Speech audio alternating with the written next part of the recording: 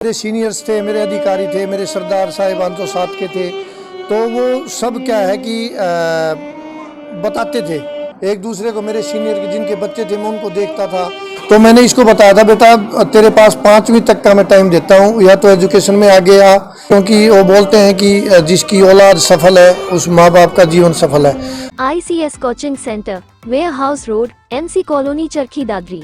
Army में मैंने job किया था। आर्मी में जॉब ज्वाइन करने के बाद मेरी शादी हुई थी, उसके बाद इसने अपना जन्म लिया था। तो मैं जब बाहर रह रहा था, मेरे सीनियर्स थे, मेरे अधिकारी थे, मेरे सरदार साहिबान जो साथ के थे, तो वो सब क्या है कि बताते थे एक दूसरे को। मेरे सीनियर के जिनके बच्चे थे मैं उनको देखता था, और मैं एक मतलब डिसाइड करता था अपने माइंड में कि अगर आगे चल के बच्चा या तो स्पोर्ट्स में या एजुकेशन में, दो फील्ड हैं, महारत हासिल करेगा तभी आगे आने वाले समय में चैलेंजेस को पार कर पाएगा, नहीं तो बहुत मुश्किल हो जाएगी। तो मैंने इसको बताया था, बेटा तेरे पास 5वीं तक का मैं टाइम देता हूँ, या तो एजुकेशन में आगे आ, और नहीं तो फिर मैं तेरे को स्पोर्ट्स एकेडमी वगैरह में डालूंगा, तेरी हेल्थ और बॉडी अच्छी है।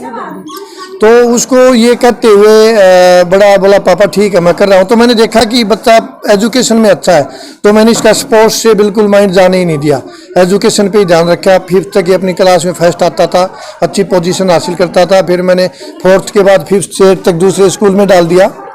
दूसरे स्कूल में डालने के बाद वहाँ भी इसके रिजल्ट अच्छे आए, जो मेरे को फीडबैक मिला। फिर मैंने इसको RED छुच्छकवास में प्लेसमेंट किया, तो वहाँ पर +2 इसने पास किया। +2 पास करने के बाद मेडिकल साइड से बोला, पापा मेडिकल साइड में मैं नहीं जाऊंगा, तो इंजीनियरिंग साइड में चला गया। तो वहाँ पे इसने थोड़ी कोचिंग ली 1 साल की। उसके बाद IIT को क्लियर किया, टेस्ट में सरकारी एग्जाम में नीट के में पास हुआ। इसको भोपाल के पास AISCCT यूनिवर्सिटी मिली, all India computer science and engineering.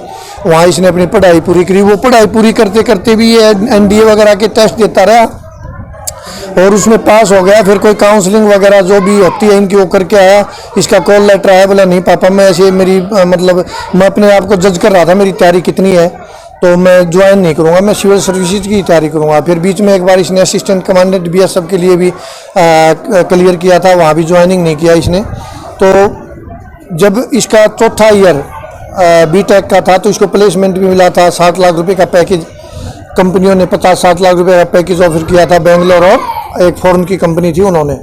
तो वहाँ पे मेरे को इसने ये बताया था, पापा मेरे को ऑफर मिल रहा है। मैं बोला बड़ा अच्छा ऑफर, आगे बढ़ता भी जाएगा और जैसे जैसे तेरा एक्सपीरियंस होगा इसमें प्राइवेट सेक्टर में अच्छी मुकाम हासिल करेगा। तो इसने मेरे को बताया, बोला पापा मेरा थोड़ा सा जो दिल है वो और पढ़ाई करने का है सिविल सर्विसेज के बारे में। तो मैं बोला ठीक है बेटा आप खुशी से करो, मैं आपको आर्थिक मदद करूंगा पूरी, और ये गाइडेंस आप किसी कोचिंग इंस्टीट्यूट वगैरह में लिए और जाइए। तो ये उसके बाद सिविल सर्विसेज की तैयारी करने लग गया और अभी आपके सामने रिजल्ट है। तो बहुत खुशी हो रही है, क्योंकि वो बोलते हैं कि जिसकी औलाद सफल है उस माँ बाप का जीवन सफल है। तो ये खुशी तो है, लेकिन उस खुशी से भी ज़्यादा मेरे ग्रामवासियों को खुशी हो रही है कि भाई ये लड़का था, इसने मेहनत करी और वो फल अपनी आंखों के सामने देख रहे हैं। क्योंकि मैं तो जॉब करता था, ड्यूटी करता था, बाहर रहता था, ये पला पड़ा ग्रामवासियों के सामने है, स्कूल में जाता था, इसका डिसिप्लिन, इसका बिहेवियर सब कुछ देखते थे और मेरे को आके यही बताते थे तेरा लड़का बहुत अच्छा है और अच्छे पढ़ाई में भी अच्छा है। इसके टीचर वगैरह भी बताते थे इसके ऊपर थोड़ा ध्यान रखना और थोड़ा मोटिवेट मिलता रहेगा तो आगे तक जाएगा बच्चा। तो वही बात है, बोला पूत के पाँव पालने में दिख जाते हैं। तो शुरू की जो स्टडी थी वो मतलब ऐसी दिख रही थी कि कोई न कोई मुकाम हासिल करेगा ये लड़का, और कभी भी निराश और पीछे मुड़ के इसने देखा नहीं। चैलेंजेस बहुत इसको अच्छे लगते थे, स्वीकार करता था खुश होकर चैलेंजेस को।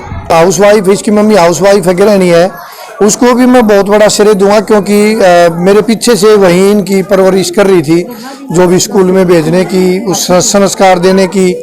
और अभी फ़ोन तो वगैरह भी चालू हैं, पहले तो फ़ोन वगैरह भी नहीं थे, तो ऐसी लैंडलाइन से कभी बात कर ली या पत्रों के माध्यम से होता था।